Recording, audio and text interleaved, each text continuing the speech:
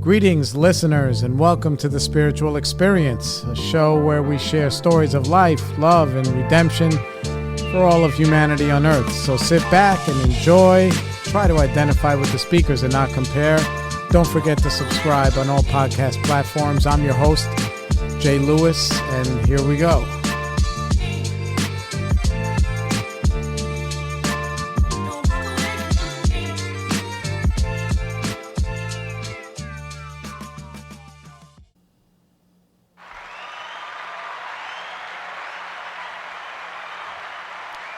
Everybody, welcome back. Welcome back, Spiritual Experience. It's Memorial Day special, if you want to call it that. We're just trying to keep everything on schedule. We got a couple of good guests coming this week. My buddy Tim, and maybe another couple of people coming to sit down. I've been trying to get this. Zoom thing. Not really Zoom. I don't know what it's called. I forgot what it was called. But it's where I can actually interview people that they don't have to be sitting down with me, which is cool. And I joined what do you call it? I don't know, basically, it's kind of like the Tinder for podcasters, but, you know, nobody's slipping the salami. So, like, yeah, there's people that you can invite on your show and interview them or whatever, and I think that'll be cool, too, you know. Because like anything else, the show must go on today. Gatorade Zero again, G0, but this time I'm having the yellow one. I just had about maybe 5 or 7. No, I'm sorry, I'm lying. Definitely about 7 wings from Wegmans down the street from the shop because, you know, we're right by the Navy Yard. Downtown Brooklyn, and I'm praying that, I'm praying that, you know, I'm not going to be sticking ice cubes up my butt tomorrow morning. But it should be good because I just took like maybe 2 or 3 really hot wings, and then like the rest were just like regular lemon pepper wings, and I really doused them in blue cheese. I don't do the ranch. If you throw ranch on your wings, we cannot be friends. You know, I believed that my whole life, and then I heard a good thing Joey Diaz did about it, which was incredible. So I hope you guys are all having a barbecue. I hope you guys are all having whatever. Back in the day when I was a kid, you know, 3-day weekend was, I don't know. Did it really matter? I don't know. We always had all these crazy parties in my house, you know. My house was was like the outdoor house. Now, if we partied inside, we'd be in the Bronx at like, you know, whatever, my Titi Lucy's house. Because she lived in a building, and they'd be hanging out there Thursday, Friday, getting their hair done. All of my aunts can do hair.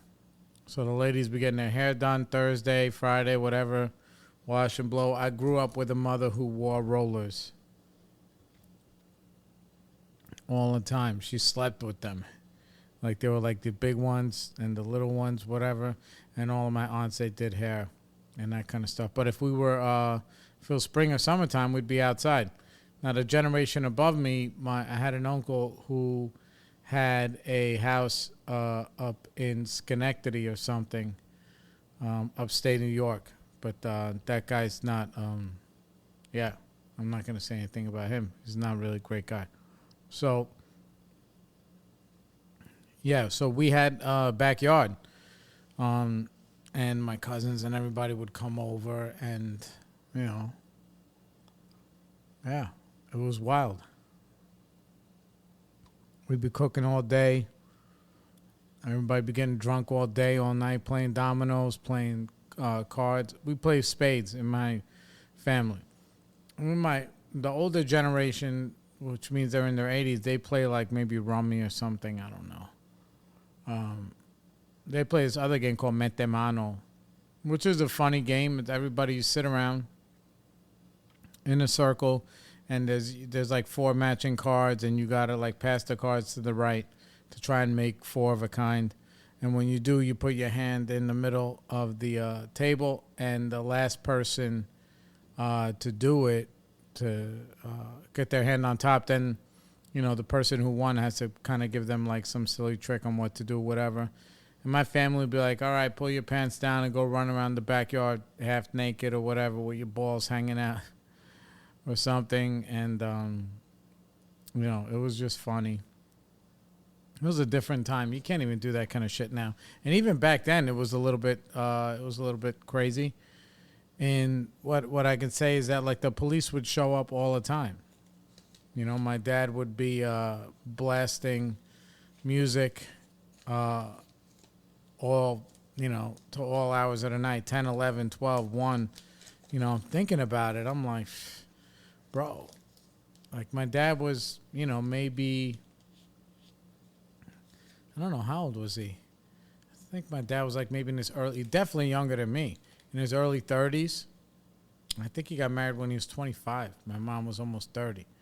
So maybe in his early 30s, hustled his way into like the small house where we grew up in. And, having kegs of beer in the backyard, alcohol everywhere, and these big parties. And they were incredible. That would be like my birthday party. Like, if it wasn't just a regular weekend, like in the spring or the summertime or the fall, whatever. Like on my birthday parties, I can't imagine. Like, if I, if I had a small child now, not in the 90s when I had one, because in the 90s it was still like anything went. But if I had a small child now, and we brought that child to somebody's birthday party, let's say it was a 6 or 7 year old birthday, and there were kegs of beer everywhere. Yeah, I don't know if I'd like just leave my kid there. But back then, people would love it. My dad would be like, yeah, you're going to have Jared's birthday party. We're going to have a beer blast in the backyard. And he would just get kegs of beer, and everybody would just leave their kids for hours with drunk adults, and we'd be playing all these different games. Three-legged race, which was tough. What else? Oh, man, we used to play Steal the Bacon. If you never played Steal the Bacon in your life, you missed out. Well, Steal the Bacon was really good. That was a lot. That was good. Wheelbarrow race or whatever. You hold your partner and they go on their knees. Then we'd have like an egg toss. And it's funny because like, if I think about it now, like, bro, I'm not having egg shit all over my fucking yard. But they'd have an egg toss. And my mom, being the joker that she is, like, she would, like, cheat, So the egg toss, if you don't know what that is, if you don't know what an egg toss is, you're too young to be listening to this show. But an egg toss is when, like, you got a partner and you line up on opposite sides. And you toss the egg back and forth. And after every round, you take a step back, and then you take a step back, and you take a step back. And, the point is, if you broke the egg, you was out. So it's pretty creative games. I don't know where they came up with this shit. I know it wasn't like, I can't imagine it being from my mom's side of the family, because they were playing crazy games like Johnny on the Pony, where you hold on to the street light pole and you bend over, and people, make a line behind you like a caterpillar, and the other team runs and jumps on your back. It's a little bit more full contact than a fucking egg toss. So maybe that was like my dad's like Long Island juice stuff. But, yeah. So what I was going to say. Yeah, so my mom, she would like hard boil an egg. And then somebody would so she would like pick the winner. And it would never be a kid. It would just never be a kid, It'd be like an adult. So the kids have fucking dried up egg yolk all over them and whatever. And, my parents didn't have like a lot of money, But I didn't know, you know, I didn't know. I'm not going to say I didn't know we were poor, because I can't say we were poor. You know, if I'm being really honest, I never really went without anything that I needed. I didn't get a lot of shit that I wanted, but we didn't go without things that we needed. And it was funny, like, you know, my dad and my mom, they lived off my mom's salary for a long time because my dad was building a business. And he tells the story all the time how we even got that house. They were living in the Grand Concourse in the Bronx in the 70s, which allegedly, only if you can ask a senior citizen with an AARP card, allegedly the concourse was nice in the 70s. I can't imagine it being nice back then, but apparently it was. So they were living there. My grandmother was already over here. Like a lot of my family, my immediate aunts and uncles or whatever, were living here, not in Puerto Rico. You know, because they all came over here to make some shmoney. And, you know, it was New York in the 70s, and there were Puerto Ricans everywhere, and it was like, it was amazing. I miss those days, you know? Even though I grew up in the 80s, like, even in the 80s, all my uncles dressed like they were in the 70s, bro. They had, like, corduroy shit, and, like, it was crazy. It was crazy, man. So, either way, so then my dad was an ice cream man. He had a couple ice cream trucks when he met my mom.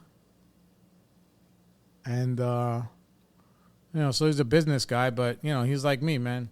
The workers were robbing him blind, you know? And I'm the same way. Sorry, I was picking a chicken out of my tooth. It's going to be really annoying. Hang on. Okay, I'm not going to do that while I'm on the air. Either way. So, yeah. So I'm the same way. Look, I have a business, and it kind of just, like, functions, and that's it. You know, I'm not on the P's and Q's all the time, and whatever. There's enough money to pay for everything that we need and save money and do whatever, but I'm not on it. So my mom, she's a very smart lady. She's like, yo, these people, you know, they're robbing you. They're stealing from you all the time. And my dad was making a lot of money, you know. He was. Okay.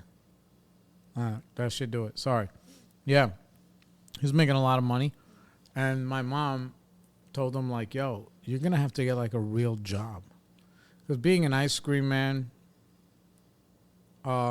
she didn't count that as a real job because she came from Puerto Rico, where she believed in the American dream. Slow and steady. You get an education. You go to work every day. You do, you know, you can't, one bean at a time, you put in a savings account. You know. My dad was like a little bit wilder. He's like, hey, you get one ice cream truck, you know, and then why not have two? And then why not blah, blah, blah, blah, blah, blah, you know. But he was doing really well. Like, he was doing really well. He was making a couple of $1,000 a week in the 70s. They were killing it. So my mom was like, oh, you're going to have to get a regular job. You can't be. But the other thing is, ice cream person is, it's pretty seasonal. And, yeah. And the hours are crazy. The hours are crazy. You're out there from all the way in the morning till like 12, 1 o'clock, 2 o'clock in the morning. My dad would go through, he would sell ice cream to like dope fiends and shit. He'd always, him and other people, so it's like verified stories. They would like tell stories how he would go into the projects in the middle at like 2, 3 in the morning on hot summers to sell ice cream to kids that were out there running around and, you know, dope fiends. And he would have somebody with him that had a shotgun, and they would just sit in the truck, and they would make money, and that was it. Anyway, so, you know, my mom's like, listen, if I'm going to marry a gringo, you know, I want you to be like, I guess she tried to like wrestle him into submission. I can't imagine that she would have took somebody else. You know, at the same time, apparently she was dating a cop or a fireman or something. My mom My mom was a free spirit. I'm going to say that. She was a free spirit, you know. So anyway, she sends my dad to, says, all right, you got to get a regular job. So my dad gets a job selling insurance. That's what he does. He starts working at all these insurance brokerages. And he killed himself, man. He really did. Work is not something my dad is allergic to, and work is something that I got from him. I always worked, you know, and he worked hard, and he built his little mud hill from nothing. You know, he really did. And he really tried, you know, and he's also okay. So he goes and, you know, he gets a job. He gets his little licenses. I forgot who he's selling insurance for. Maybe it's Nationwide or something. I'm going to say it's Nationwide because growing up in the garage, he had like these little like cushions, like knee pad cushions that when you work on a bike or a car or whatever, you lean your legs on. And they were Nationwide. So he worked there, I think. And he ran around and he sold all these group health plans. And they fronted him the commission. It was like, you know, for the year. You know, they all signed up or whatever. And they, you know, he got the commission up front. I remember he would tell me, he's like, yeah, it's $5,000, you know, which was a lot of money in 1975. So he got that money, and then they took every dollar that they had, and they, for a down payment on the house I grew up in Spring Valley. The house was $55,000. Mind you, my mom tells me now, she's like, we got to the closing and there was an extra $250 that we were supposed to pay, and we didn't have it because it showed up at the end. She's like, oh, they had this extra tax bill or whatever. And like, she's like, we didn't have it. We borrowed money from everybody that we could, whatever. So they get in the house, you know. So now, and then what happened was and then that big account that my dad landed, they ended up canceling. So, you know, Nationwide or whoever he was working for, maybe it was Aetna, I don't know. They were like telling my pop, hey, listen, you're going to have to pay back that money we gave you. You know, you're getting a charge back or whatever. My dad was like, what? I already spent that shit. And he left. He just quit, you know. And he started his own little company with a partner. And they were just like, you know, they made it work. And that's how they got that house. So now my dad is building a business. He don't have any real money, and we're living off my mom's New York City teacher salary. And everything that we had came from... Sorry. No, I'm not crying. I don't know. Maybe that's the hot sauce. Everything that we had like somebody's fingers on it. We had Volvo cars. One of them came from my uncle. The other ones came from wherever. There was that. All the, you know, my mom made everything in my house. We never ordered food. Not like if we ordered Chinese food or something like that, that would be like once. I don't even remember eating Chinese food when I was a kid. My mom cooked every day because we couldn't afford to eat out, you know, because what it would cost to eat out, like periodically we get pizza or something, you know. And yeah, so my mom would make everything, you know. Yeah, she'd make all the food. All my jeans had like rips in the knees, and then they would buy patches, and my mom would iron them. My mom wouldn't iron them on. My dad's like the perpetual ironer. But my mom would sew all that shit on. My mom sewed fucking everything. She had a sewing machine downstairs. Everybody did each other's hair, you know, and it was Budweiser cans everywhere. You know, that's what it was, and loud music and blah, blah, blah. So, yeah. So we'd be in the backyards on a day like today, and all my cousins would be there, and they'd just be getting, you know, shit-faced all day long.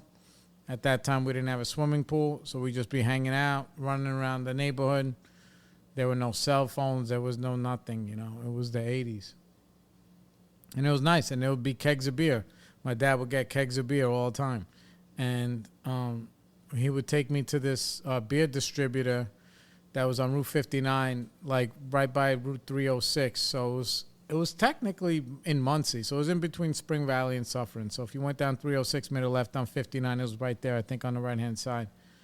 Was it? No, that was like outdoor music. It was up near Suffern. And they had like these beef jerkies that were like 3 feet long.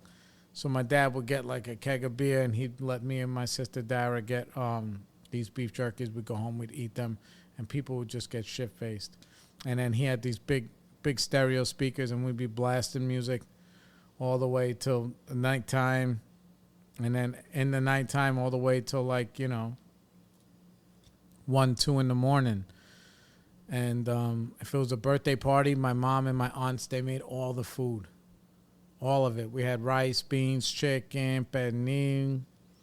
We had everything. They'd have salads too. But we never went without food. We always ate a lot of food. But it was a lot of rice, beans, and chicken. Meatballs. My mom would make sausage and peppers, make meatballs. My mom's meatballs are still incredible, and that kind of shit. And then my mom, her or Miss Aviles from the school, they would have piñatas, and they would make us piñatas and fill them with candy, like shitty candy that didn't nobody want. There was no Twix or name brand shit or Starburst or whatever. It was just those little candies. I loved them when I was a kid. They're it's like a little hard candy, and it's like a little gummy or chewy on the inside, and the outside would be it would be wrapped in the color or the design of the flavor. So there'd be these little strawberry candies that would be in your aunt's or somebody's candy dish if they had one. And it would be a picture of a strawberry with that would be the whole wrapping with a little green top. I love those. So it would be stuff like that. And peppermints and whatever. And I remember everybody, my aunts, they ate those purple mints that I tried to force feed my kid. That one of my kids ate for fucking $40. The middle one, Adrian, they ate a whole package of those lavender candies for $40. I was like, God damn. Anyway, so yeah, on a day like today, that's what we'd be doing. We'd be out there hanging out, doing the shit, and then eventually somebody would get drunk and they'd fall asleep, and then we would get makeup and make up their whole face and, make them look crazy.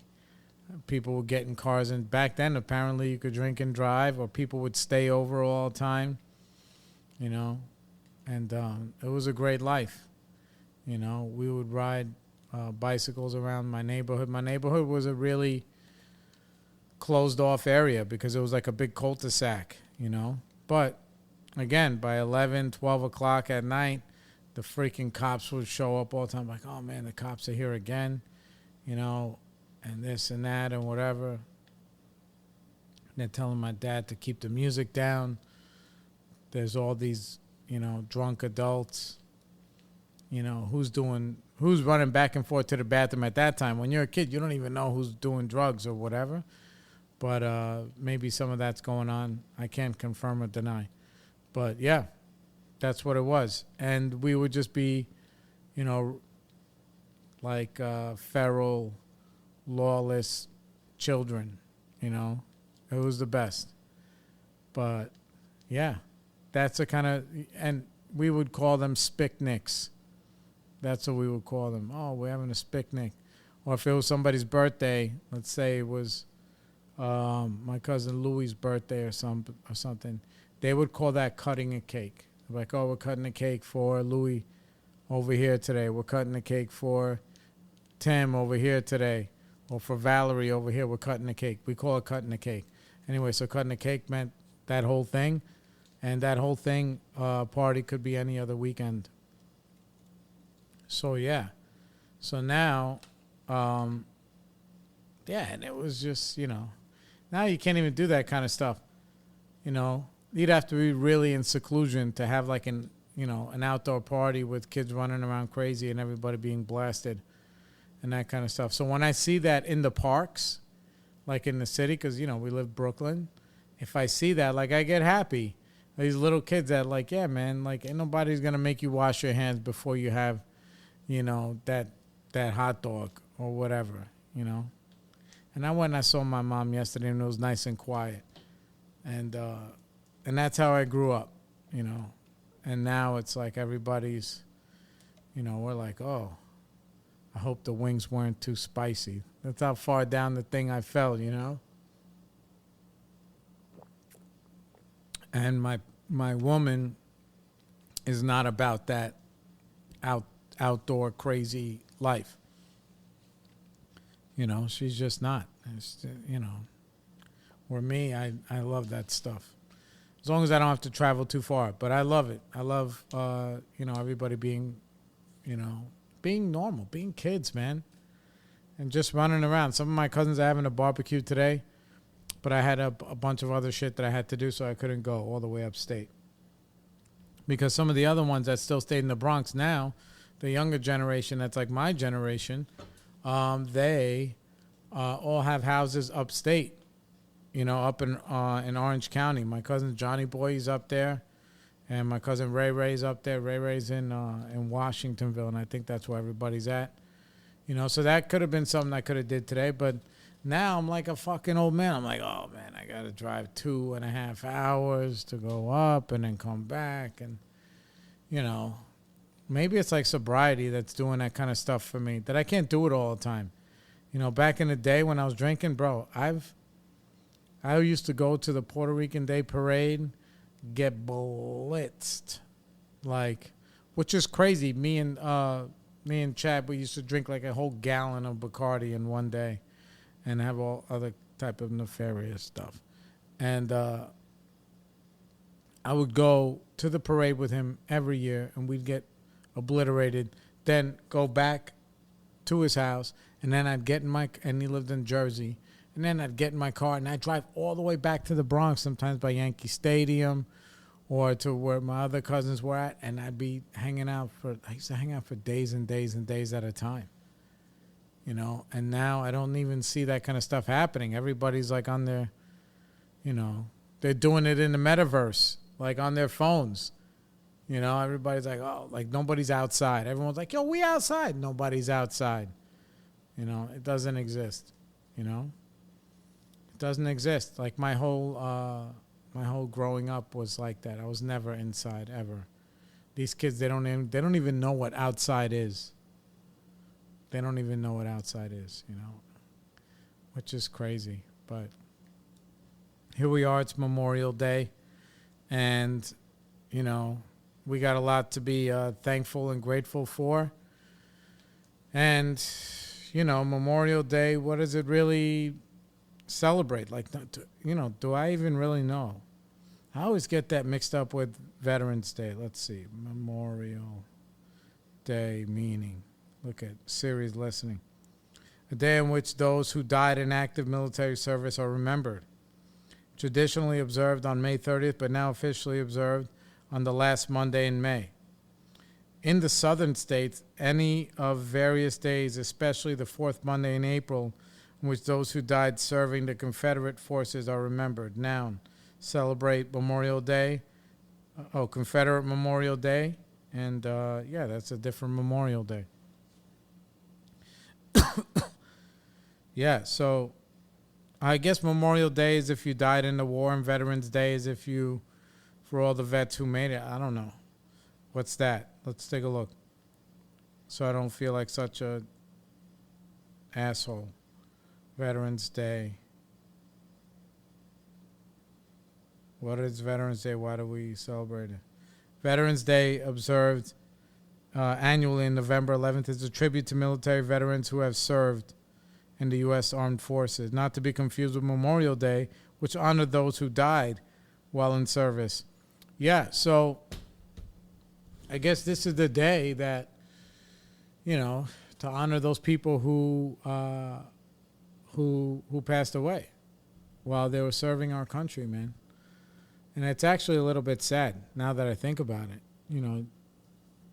These young people, man, they join the armed services and they still believe what they believe, which is, a lot of them are like, America good, everybody bad. And then come to find out that, like, everybody's different. I don't know how good or bad anybody or any other countries are. I'm very grateful to be an American, bro, that I can even have this kind of show and to do whatever I want to do. And if I wanted to be a blast, I could do that. In other parts of the world, that's not even possible, maybe. You know what I'm saying? And that's what's sad. So, I'm proud to be an American. I love this country. I don't love everything that it does, and I don't love all of the regulations. I don't love the police. A lot of times the people who love the police, they've never been fucked with by the police. It's like, hey, you ever, I was with a guy when we went to the stadium. My boy Mikey Dogs, I think he said his dad was a cop or something. And he's like, yeah, he says, I get pulled over and I can talk my way out of these kinds of things. I'm like, yo, are you fucking crazy? Like, I could never talk my way out. Like, I've never gotten pulled over by a cop and them let me go. Like, not once. And I'm non-confrontational. Bro, I got a ticket while sitting in my fucking car last week. While sitting in the car. You know what I'm saying? Like, she could have just been like, yo, why don't you move? And I would have been like, okay, I'm sorry. But I was like, so crazy. But the privilege, So, yeah. So he was like, yeah. And then in my mind, I'm like, bro, how many fucking PBA cards you have or whatever? Or you could just name drop, my dad was a detective in the blah, blah, blah. And then they fucking, you're not just like, hey, when they say license and registration, you're not just being quiet and handing them over your stuff, which is everybody else has to do that kind of shit. So, yeah, whatever for that. Anyway, yeah, the privilege. Like, if the police really, if there was no extra privileges, then you wouldn't even, don't pull out. I have the PBA cards. They're a little old from a year or two ago from, some of my boys. But I don't even pull them out, because if I do, why should I be treated any better than anybody else? It's not my brother or my dad or my sister, or even then, like, what does that mean? That means if you're related to a police officer that you get to do whatever you want. I could have been like, hey, listen, both, my dad and my grandfather are veterans. Let me go. Like, Yeah. So there's that. And I don't want to go on a police fucking crazy thing. Even though I was laughing with my homegirl, Essie, on Facebook because, what is this? This is, I believe Octavia reached out. All right.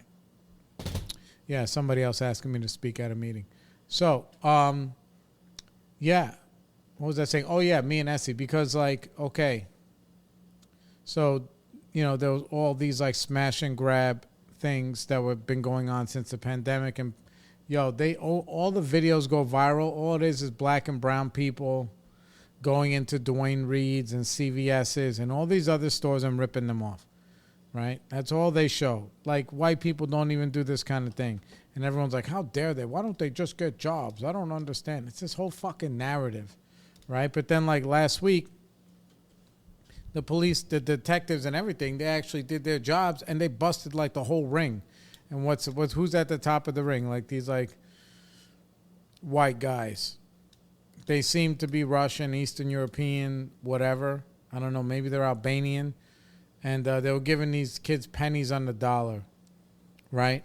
And they busted like a whole ring with millions and millions of dollars of stolen stuff here in New York. But that doesn't make any headlines because, like, no, we can't have that narrative. The narrative is that, like, the black people have to be bad. Similar to, like I said, with that shooting in Texas, where, like, there's a group of people who are praying that guy was white. All the wokies. Yeah, they were praying. They're like, oh, man, this guy's not white? And all of a sudden, then everything is getting swept under the rug. And now all this other information is coming out that those police officers, some of them down there, they sat outside. They didn't go inside to try and stop the guy for like 45 minutes, which is fucking crazy, bro. It's so crazy. I'm like, so I don't understand the whole good guy with a gun theory. I don't get it. Those guys are literally paid and trained good guys with guns, and they didn't do a fucking thing. They had to wait for the SWAT team? Is that what you're saying? It's so crazy to me. The same thing I think happened in Florida, right? The Parkland guy was a security guard. He had a weapon, and he hid. What the fuck is he doing there? Like, what is it? And that's the thing. And then they're like, okay, well, you know what? I guess they're human too. But here's my opinion, is that there's a lot of people who are not, and I don't know what I would do in that situation. I'm not going to sit here and make pretend like if I had a gun and that was this and that was that, like, I'm not going to make pretend that I'm not even, I might freeze. All things being considered, I might freeze. There's times I froze in my life when shit wasn't happening. That wasn't even near me. When I see a fight, I'm like, oh, automatically I freeze a little bit. I'm like, oh, what's going on down there? So who knows what anybody would do? So any of these yahoos that are just like, oh, no, they're going to take away our guns, because everybody right away, they run for the gun control thing, argument. And number one, there's too many guns. They can't take them away, so shut the fuck up. They can't. It's impossible. They will not take them away. It doesn't exist. Right? So, all of you people who pretend that, oh, I'm a good guy with a gun, and if I was there and they need to do this, and why don't you quit your job and become a police officer? Then why aren't you a cop? If you're this good guy who knows how to handle these situations, why aren't you helping? If that's really the story, why don't you just go become a police officer and respond to these things? Even if you gave some of the teachers or whatever weapons, bro, who's to say that they're going to fucking do anything? You know what type of courage it takes to really do that? It takes so much. It takes enough that you don't, if you're honest with yourself, you don't even know if you got it or not until the situation presents itself. There were times when I was very brave, maybe not too smart, but I was, I'll tell you a quick story. I'm not even sure if I told this one before.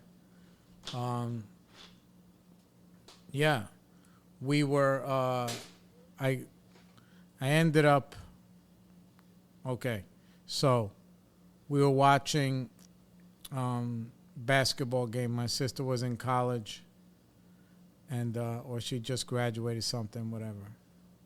Anyway, so when she was down there at Duke, I used to go to all these basketball games. Duke versus UNC, I went every year. Every year. All the crazy March Madness shit, I was all the way down with it. In high school, I would go down to North Carolina all the time. I would take the train down there. The train leaves from Penn Station at 5 o'clock in the morning, if I remember correctly, and you get down to Durham at 4 o'clock in the afternoon. And I would go because I think she sold tickets at the stadium or something.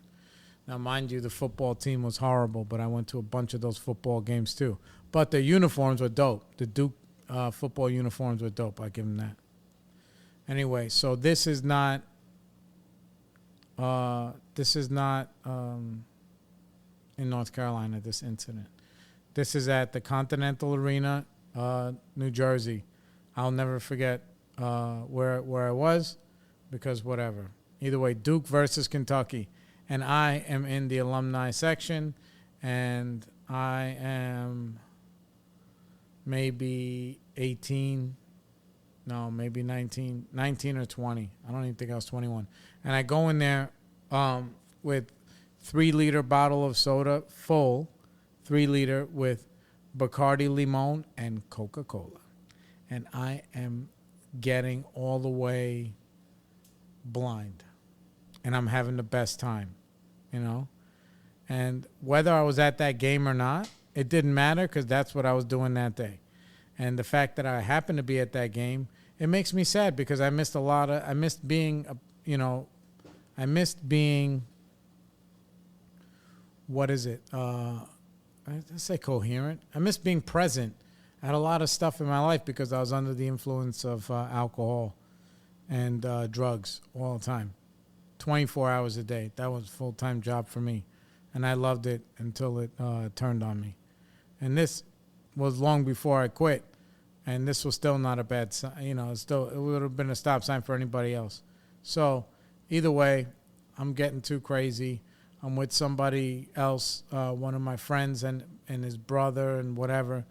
Me and a group of guys. And when the alumni bro. And anyway, we're getting too crazy. We're too loud. We're way belligerent. We're yelling, cursing. Yeah, it was bad. Bad enough that the security came to throw us out. Right? So now, how much of a fucking embarrassment am I? Right? That my sister brings me to a Duke versus Kentucky basketball game in New Jersey, and here I am getting thrown out of the thing. Mind you, this is, these are their security staff and their police officers. I'm going to say they were state troopers, but I don't recollect. 95%, I believe they were. Either way, we're going through the stairwell, and it's me, this kid that's with me. I'm not going to say his name, but I love him. And, and my sister. And I turn around, and I'm like stumbling down, and I'm like, I'm having a good time getting kicked out. You know, I'm doing a little bit of yapping, but not too much yapping. Because I was drunk while I was complying. I wasn't being crazy. Anyway, so I turn around because I hear like this commotion, and it's a narrow stairwell. And there's like, 10 guys or whatever. I don't know, 20. Who knows? There was a lot. There was a lot of them. And a bunch of them had my friend up against the wall, roughing him up a little bit. And my sister went and grabbed one of the officers and grabbed him by his arm and was like, let go of him. Because, we were young kids. Like, and that kid, he was my friend's little brother. So he must have been 2 years at least younger than me. So if I was like 19 or 20, he was like 17. And they had him up on the wall or whatever.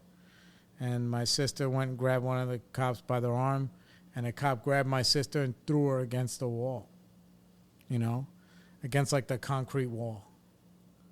And in that moment, I couldn't make pretend that I didn't see that. And I knew I was going to lose. So I just closed my eyes.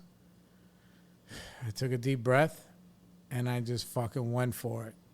And I swung in every direction that I could. In my mind, it was like maybe like the Matrix. Like I was going to be like, bam, bam, bam, bam. And just like, let me tell you, if I threw like 11 punches, that would have been a lot. Maybe 3 of them landed where they were supposed to. The rest of them were hitting them all over their shoulders, all like, it wasn't. There was no spoon that day, and yeah. So I guess I found out in that moment that I have no problem fighting with the cops when they throw my sister on the fucking wall. Because I saw it, man, she banged her head pretty good on the fucking wall. It's those concrete, the bricks. And I did that, and they dragged us downstairs, and they laughed at me. I was like a little chihuahua, I was like, they took my friend's brother, who's also my friend. I shouldn't say that. My friends, they took him into the bathroom. They threw him a little bit more of a beating because apparently he probably my sister told me he took a swing at them first. I didn't see that. I only saw what I saw. And then they threw us out of there, and he was like kind of crying. He was upset. Like, I can't believe like they treated us. We were like so drunk. I was like, whatever. What an embarrassment. Now I actually do a really good reenactment of me fighting those police officers. The times that I've told that story in real life, which is not that many times. So there's that. So, and that was me just, and they were with the shits, man. They were just like, this little skinny kid, he's crazy. And I was yelling when we got downstairs. I was yelling all of the wrong things to yell, We were sitting down, and I was like, you don't know who you're fucking with. I'm fucking Cousine. We're going to make a call. Everybody's going upside down. Like all of this other fiction, But in the moment, I remember saying that, and they were like laughing. They're like, get this kid like some saltine crackers or something. He's got like balls, this little fucking kid. And there were state troopers, and they just threw us out. They didn't even arrest us. They beat up my friend a little more, threw me and my sister and everybody out. And I owed her an apology for that. It must have been pretty embarrassing for her. She, oddly enough, she never made a really big deal about that because, I guess maybe because she was like, hey, look, I guess me and my brother got in a fight with the cops today. And that's it's got to be worth something, I guess. If we're all going to go down together, fuck it. So, yeah. I don't know what I would do if there was an active shooter and I didn't have a weapon, or even if I did have one. Now, there are other times in my life where I was brave. Yeah, sure. Given that opportunity. Like I don't know, I found myself sometimes doing the right thing. But I also am humble enough to know that I wouldn't know what I would do. My boy Johnny, who was on here, Johnny Vet, he's like, dude, when he went to war, he didn't even know if he could take somebody's life. Meanwhile, he was in a position where he had to. And that's the thing. Nobody knows what anybody would do. But so my whole thing is that, like, if you're going to be in those positions where it's your job to respond, I would hope by then you would know whether or not you're the kind of guy that would be outgunned and outmatched in a narrow stairwell and just say fuck it and go for it. Yeah. So, anyway, that's where we're at with it today. Happy Memorial Day. R.I.P. to everybody who passed away overseas. I did a little bit of work today, and it's good. Even days like today and then Veterans Day, like, bro, these guys are not fighting for our freedom just so we could sit around and get fat. So I made sure I was productive today. I did what I had to do. And I hope you guys do the same. All right, peace. Okay, everybody, we'd like to thank you for joining us on The Spiritual Experience. Please don't forget to like and subscribe on all podcast platforms. Spotify, Apple, Google, Pandora, everywhere. And please find us on Facebook, where you can become part of our family. We'll see you around.